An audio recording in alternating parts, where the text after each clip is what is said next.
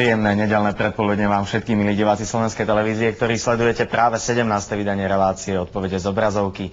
Ďakujem, že mi stále píšete na známu adresu Slovenská televízia, Mlynská dolina 84545 Bratislava alebo na známu e-mailovú adresu riaditeľ@stv.sk. Keď sme pri tých listoch, naozaj vám ďakujem. Ďakujem vám za obrovské množstvo listov, ktoré mi píšete. Za prvý polrok ste nám do Slovenskej televízie poslali presne 89 298 listov. Je to neuveriteľné číslo. Slovenská televízia v prvom polroku ešte, alebo za jeden polrok taký nápor listov nezažila. Samozrejme, nie som schopný odpovedať vám na tých bezmála 100 000 listov. Iste uznáte, že to nie je fyzicky možné. Treba povedať ale, že ich nezahadzujeme do koša, čítame ich, pozorne sledujeme, inšpirujeme sa nimi. V tejto relácii som schopný týždenne zodpovedať možno na 6 až 10 rôznych listov, otázok alebo e-mailov. Nedá sa naviac. Snažíme sa vyberať také, ktoré kopírujú názor veľmi veľa divákov. To znamená, tá otázka je položená jedným divákom, ale dostali sme ju v mnohých iných listoch. Takže vyberáme otázky, ktoré sa týkajú vás všetkých a na ktoré môžem odpovedať mnohým, nielen tomu dotyčnému, ktorého list sme práve vybrali. Úprimne poviem, že tá dôvera, ktorú mi vyjadrujete, a nie len mňa, ale celému krízovému manažmentu a už dnes aj celej Slovenskej televízii, nás obrovsky zaväzuje a dúfam, že vašu dôveru nesklamem. O to viac, že som si všimol, a myslím, že aj vy všetci ostatní, že jedna agentúra urobila výskum verejnej mienky, kde sa pýta na moje pôsobenie v Slovenskej televízii. A 44% z vás vyjadrilo podporu krokom mojím aj krízového manažmentu. Viete, je to obrovský záväzok. Na druhej strane je to úžasne veľká zodpovednosť. Zodpovednosť voči vám, televíznym divákom, ktorí ste majiteľmi tejto televízie, ktorí si ju platíte, ktorí si platíte aj nás v krízovom manažmente, aby sme vám, televíznym divákom, prinášali za vaše peniaze kvalitný program a pohodu do domácností. Platí to ale na všetkých, nie len na tých, ktorí nám, chvála Bohu, dôverujú, ale na tých, ktorí nám nedôverujú, alebo ktorí sú ešte nie rozhodnutí, či áno alebo nie a čakajú na výsledok. Vy všetci ste televíznymi divákmi, ktorí ste majiteľmi tejto televízie a vám všetkým sme zodpovední. Budeme sa snažiť presvedčiť tých, ktorí nám nedôverujú, alebo tých, ktorí čakajú. 1. január je ten deň D, kedy začneme s novou televíziou. 1. január je ten deň D, kedy zložíme prvýkrát účty za ročnú prácu, ktorú tu všetci vykonávame a ktorá je naozaj veľmi náročná a ťažká. Napriek tomu ešte raz veľmi pekne vám všetkým ďakujem za dôveru v mene všetkých členov krízového manažmentu a sľubujem vám, že naďalej budeme pokračovať veľmi razantne v reformách, neustúpim zo svojej cesty a určite budem robiť všetko preto, aby som vás aj so svojimi ľuďmi nesklamal. Máme tu listy. Diváčka Jana Pilerová z Hodonína. Aj keď mám veľký výber programov, sledujem prevažne programy STV1 a STV2.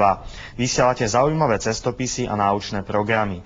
Mám jednu prosbu. Budete ešte opakovať koncert Natálie Oreiro? Som rád, že nás sledujú aj diváci na Morave, konkrétne z Hodonína.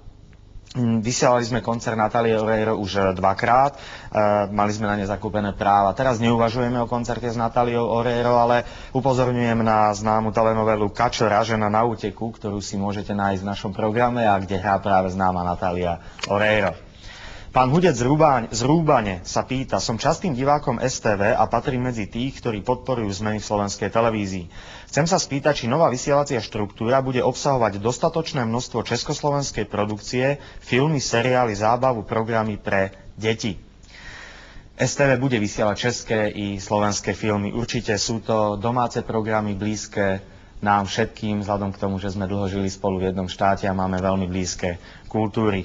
Ale na československé programy nezabúdame už teraz aj v našej súčasnej štruktúre programovej. Iste viete, že každý pondelok vysielame zaujímavé české a slovenské filmy. Ten najbližší pondelok 7. júla na STV1 o 20:35 uvidíte film, respektíve poviedkový film s názvom Iba deň z roku 1988 režisérov Michala Rudkaja, Kvetoslava Hečku a Vladimíra Štríca. Nech sa páči, to je upútavka. Hlavu nech nevytrča z davu! Potrebujem bicie. Čo mozog? Čo keby si mi urobil dieťa? Donutil, Filip a Zedníček majú iba deň na to, aby si spolu opäť zahrali tak ako pred 20 rokmi. Pustíme si aj druhú, stereo. Ako dopadne stretnutie bývalých členov zakázanej Big Beatovej kapely, uvidíte v pondelok večer. Odporúčam tento poviedkový film, dokonca ešte ja si na ňo spomínam, ako malý chlapec, keď sme spolu hrávali skupine Bez ľadu a skladu, tak sme robili muziku do tohto poviedkového filmu a myslím si, že sa oplatí si ho pozrieť. Monika Fedorová z Piešťan. Mojím najobľúbenejším seriálom na STV je Sex v meste. Páči sa mi ten situačný humor, ktorý je absolútne zo života. Dúfam, že podobných programov bude na STV viac. Sex v meste sa mnohým divákom naozaj veľmi páči. Včera sme už odvysielali 63. diel seriálu a seriál tento mesiac končí. Máme pripravený do vysielania obdobný seriál, ktorý sa volá presne Trampoty ženatého muža. Takže pre tých, ktorí obľúbujú predstaviteľku jednej z hlavných hrdiniek seriálu, herečku Sarah Jessica Parkerovú, dávam rovnako do pozornosti, okrem teda Trampoty ženatého muža, aj americkú komédiu Medové týždne v Las Vegas, ktorú odvysielame v rámci cyklu Romantický júlový večer v stredu 23. júla 2003 na STV1 a v ktorej táto mladá herečka účinkuje. Máme tu jeden kritický list. Divák František z Telgártu. Prečo STV nevysiela poriadne kriminálky? To neviete zakúpiť vysielacie práva a všetko vám vyfúknú komerčné televízie? Nesúhlasím, že by naši pracovníci boli zodpovední za nákup zahraničných programov a za to, že nám niečo vyfúknú komerčné televízie. STV mala v minulosti vážne finančné problémy a nebolo vôbec jednoduché súperiť s takýmito televíziami, pretože oni na rozdiel od slovenskej televízie boli v zisku, mali veľa finančných prostriedkov a nebol problém pri nákupe rôznych aj detektívnych seriálov alebo hororov alebo čohokoľvek iného preplatiť naše požiadavky. Takže v tejto chvíli samozrejme sa situácia mení, my sa snažíme šetriť na to, aby sme vedeli konkurovať aj komerčným televíziám v prípade nákupu rôznych zaujímavých filmov, ktoré by sa mali objaviť aj v slovenskej televízii. V súčasnosti ale máme veľa kriminálnych seriálov a napríklad vysielame Distrikt a okrem toho aj v piatok odvysielame nemecký film Obchodníci so smrťou, konkrétne na STV1 o 22. hodine 5. minúte. Je to nemecký kriminálny film a uvedieme ho v slovenskej televízii. Teo Putavka, nech sa páči. Stratili sme jedného z našich najlepších konštruktérov zbraní. Takže je to už tretí.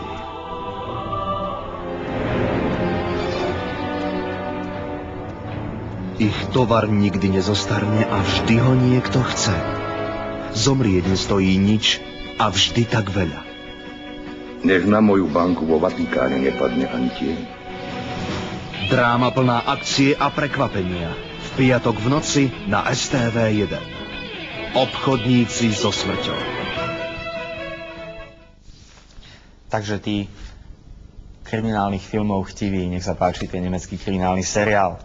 Poďme ďalej. Juraj Polák z Liptova. Zaujímavé ma vaše vyhlásenia, že od budúceho roka chcete žiť len z reklamy a koncesionárskych poplatkov. Dúfam, že slovo dodržíte. Áno, dodržím, trvám na svojej koncepcii, trvám na tom, s čím som vyhral v konkurze na ústredného riaditeľa, kde som v projekte tvrdil, že slovenská televízia bude žiť v budúcnosti z reklamy a z koncesionárskych poplatkov.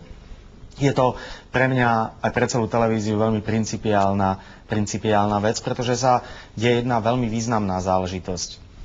Vieme sa odtrhnúť od štátneho rozpočtu, pretože ja som sľuboval a sľubujem, že už nebudem pýtať 300 miliónov a viac zo štátneho rozpočtu, tak aby ste si vy, televízni diváci, nemuseli slovenskú televíziu platiť dvakrát. Domnievam sa, že cez koncesionárske poplatky je to výhodnejšie z jedného dôvodu. Viete presne, kam platíte peniaze, to znamená, viete presne, že vaše peniaze idú do slovenskej televízie a každý boží deň viete zapnúť televízor a skontrolovať, či je s vašimi peniazmi narábané dobre, pretože si tam, dúfam, nájdete programy také, aké chcete, aby ste sa pri nich zabavili. Je to príspevok a podpora kultúrnej inštitúcii, ktorú si priamo platíte do slovenskej televízie a viete zhodnotiť svoju investíciu. Preto si myslím, že je čestné povedať, že treba žiť aj z koncesionárskych poplatkov a z reklamy a nepýtať viac peniaze zo štátneho rozpočtu a tak sa svojím spôsobom aj odtrhnúť od vplyvu štátu, pretože toto má byť verejnoprávna televízia, ktorá je televíziou vás, televíznych divákov. Takže ja budem trvať na svojej koncepcii a trvám na tom a dodržím, dúfam, sľub, že Slovenská televízia v budúcnosti bude žiť z koncesionárskych poplatkov a z reklamy. Pre mňa osobne aj pre krízový manažment je to principiálna otázka a je to zásadná vec celej reformy Slovenskej televízie. Štefan Bachúrik zo Šurian. Veľmi vám fandím a súhlasím aj so zvyšovaním koncesionárskych poplatkov. Najradšej mám programy, ktoré propagujú našu krásnu vlast Slovensko. Chcem sa spýtať, či máte v archíve dokument o zberateľovi zvoncov pánovi Gigacovi zo Šumiaca. Pán Mikuláš Gigac je známy slovenský folklorista, hudobník i spevák spod Kráľovej Hole. Má unikátnu a dovolím si povedať aj po svete jedinečnú zbierku viac ako 2000 zvoncov. Máme nakrútený dokument, je v archíve Košického televízneho štúdia a určite ho niekedy zaradíme do vysielania. Budeme myslieť na takýchto velikánov slovenskej kultúry a verte mi, že aj v novej programovej štruktúre, ktorá vás čaká od januára 2004, sa budeme veľmi významne venovať osobnostiam kultúrneho a spoločenského života na Slovensku. Budeme vysielať významné dokumenty slovenských dokumentaristov, režisérov, filmárov aj o významných ľuďoch zo Slovenska. Slovenská televízia je tu na to, aby šírila slovenskú kultúru a bude sa aj v novej programovej štruktúre veľmi intenzívne venovať, to vám môžem už teraz slúbiť. Mám pre vás jeden veľmi zaujímavý programový tip na sobotný neskorý večer. V sobotu 12. júla na STV1 o 22:45 uvidíte film Prielom. Tak ako mi píšu moji programoví pracovníci, príbeh filmu nás zavedie do podzemného laboratória, kde pracujú na tajnom projekte excentrický vládny vedec a mladá nadaná programátorka. Nech sa páči, to je uputavka. Malé dievča má byť cestou do záhrobia. Je to geniálny vedec. A nezaistený kanón. Pokus sa ale vymkne z rúk. Nemala by tam byť. Do hry vstupuje CIA. Už to nepotrvá dlho. Chcem mu dať zvon. Čo presne zamýšľate urobiť? Donald Sutherland v napínavom thrilleri o prielome do života mŕtvych v sobotu večer. Mám tu ďalší list od Anny Kisovej z Petrovej Lehoty. Pozdáva sa mi relácia odpovede z obrazovky, prostredníctvom ktorej reagujete na kladné, ale aj kritické listy.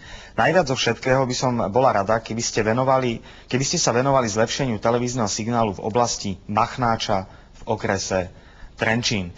Šírenie nášho signálu zabezpečujú rádiokomunikácie ako dcérská spoločnosť slovenských telekomunikácií. Samozrejme venujeme zvýšenú pozornosť zabezpečenia kvalitného signálu, veľmi často komunikujeme s rádiokomunikáciami a budeme sa zaoberať aj týmto problémom. Samozrejme odstúpili sme túto požiadavku rádiokomunikáciám a ja verím, že vám čas vyjdeme v ústretí. Simona Kryšková v maili píše: Prosím o odvysielanie záznamov majstrovstiev sveta 2003 v ľadovom hokeji. Som náruživá faninka ľadového hokeja. Majstrovstvá sveta v hokeji z tohto roka určite budeme reprizovať, pretože je vás veľmi veľa, ktorí radi si ešte raz pozrú úspech našich slovenských hokejistov. Zápasy slovenskej reprezentácie i finálový zápas si budete môcť pozrieť v druhej polovici augusta, respektíve na začiatku septembra. Samozrejme o presnom zaradení záznamov vás budem včas aj prostredníctvom tejto relácie informovať, ale na hokej nezabúdame, hokej je doménou Slovenska aj slovenskej televízie. Mám tu poslednú uputavku dnešnej relácie, je na bláznivú komédiu s názvom Hlavou proti múru. Je to nedeľa 13.7.2003 na STV1 o 20:50. Opäť píšu moji programy pracovníci. Bláznivá komédia so známym komikom Pierom Richardom, tentoraz v úlohe populárneho komika Romána, ktorý sa rozhodol, že si založí svoje podzemné divadlo. Uputavka, nech sa páči.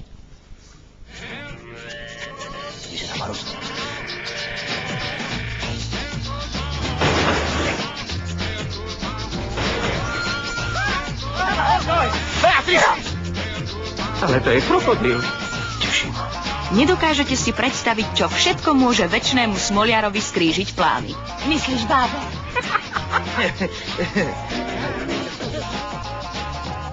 Založiť vlastné divadlo a popri tom mať dve ženy na krku, to nie je vôbec jednoduché. Že je sexy? Pierre Richard v bláznivej komédii v sobotu večer na STV1. Milí diváci Slovenskej televízie, končí sa 17. vydanie relácie Odpovede z obrazovky. Čaká nás veľmi náročný a ťažký týždeň. Slovenská televízia ďalej pracuje, krízový manažment musí riešiť veľa závažných problémov tak, aby sme všetky veci a celý svoj projekt som dotiahol do tzv. By som povedal významného a úspešného konca v prospech vás, televíznych divákov. Ďakujem vám za pozornosť. Prajem vám krásnu nedeľu, týždeň plný pohody a budúcu nedeľu sa opäť na vás teším. Dovidenia.